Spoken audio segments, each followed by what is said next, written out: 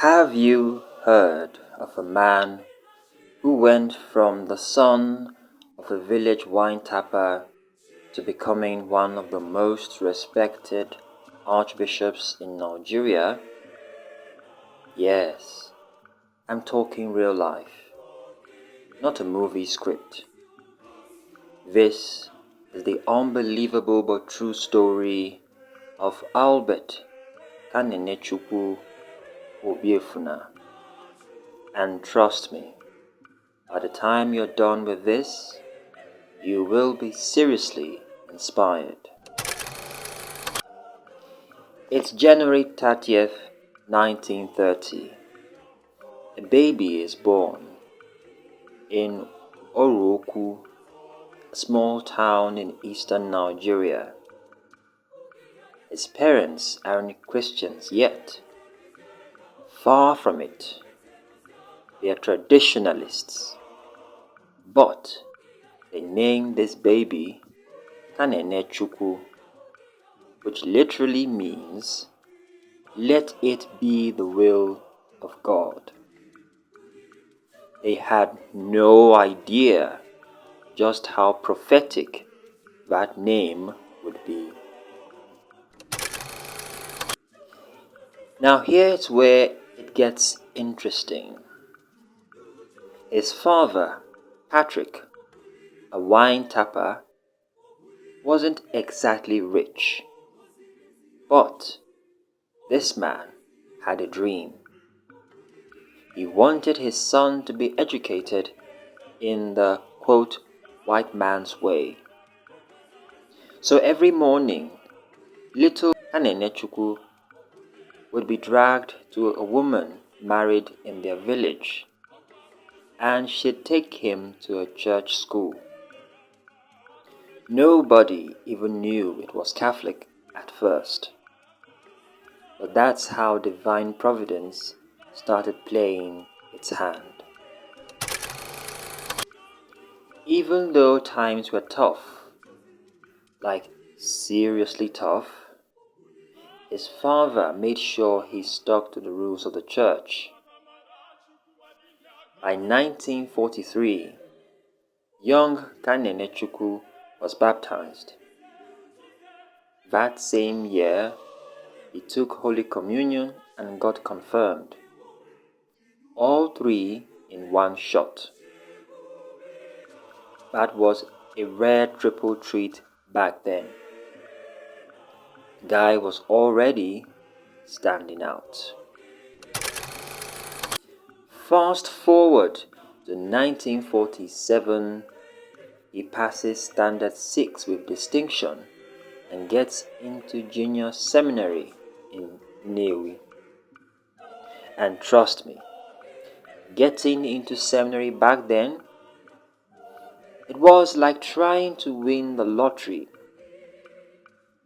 He aced both junior and senior Cambridge exams and even got an exemption from the London matriculation.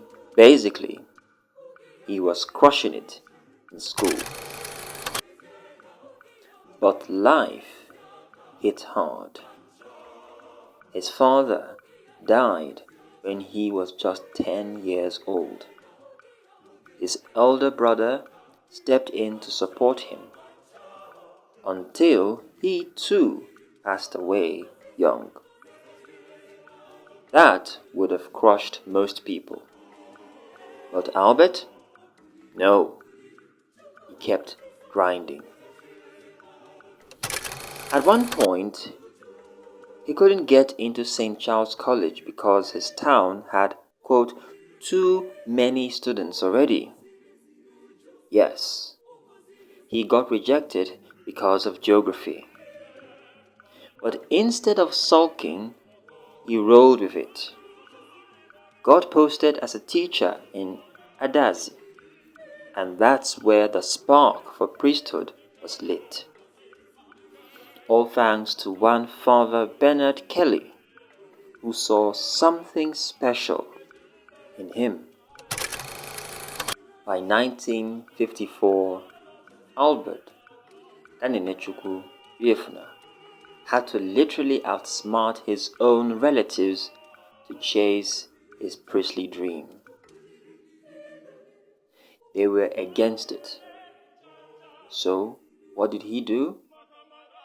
He bought his seminary clothes with his own money, hustled during holidays, carried blocks, translated Igbo for priests, anything just to stay in school. That's hustle with a capital H. He flew through seminary like a champ, and in 1960 left Nigeria for Rome. By 1963, Kanenechukwu Obiefuna was ordained a Catholic priest. And not just that, he went on to earn a master's in theology and a Ph.D. in moral theology. Come on, the man was on fire. So, what next? He came back home in '66, served as a parish priest, then a seminary lecturer, and then became the first indigenous vice-rector of Bigod Seminary. A few years later, rector. And just when you thought it couldn't get better, Rome called. In 1976, Father Kanenechukwu Obiefuna was appointed the first bishop of the brand new Awka diocese. Imagine being the pioneer of an entire diocese. He was consecrated in 1978, and from there he just went beast mode. Under his leadership, Awka got a brand new cathedral, seminaries, spiritual centers, hospitals, you name it. But guess what? When they made him Archbishop of Onitsha in 1995, he doubled down. Archbishop Obiefuna was building seminaries, expanding cathedrals, and so on. He even gave the diocese a millennium gift, an entire seminary named after Blessed Wenetansi. But Alfred Kanenechukwu Obiefuna wasn't just about buildings and titles.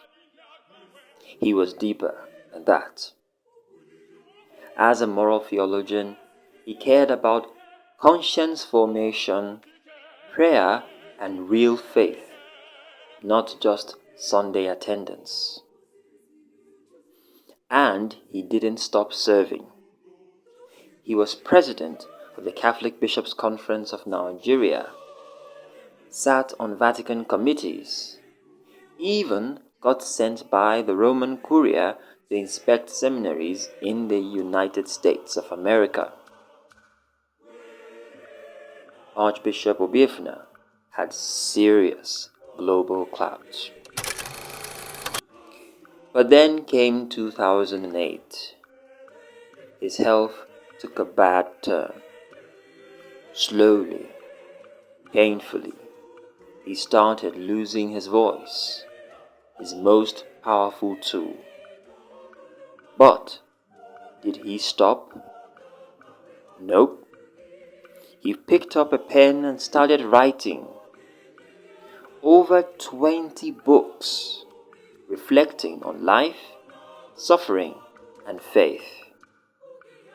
His voice went silent, but his words got louder.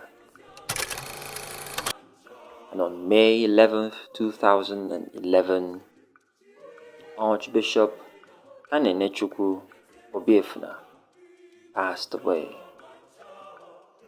A man who had seen the world, built legacies, carried crosses, and never stopped moving forward. from the dusty roads of Oraukwu to the Grand Cathedral of Onitsha, Archbishop A.K. Obiefuna left a legacy that's not just written in stone, but in hearts. So yes, if you ever doubt what's possible when you mix faith, brains, grit, and divine timing, remember the wine tapper's son who became an archbishop. That's not just a story, it is a blueprint.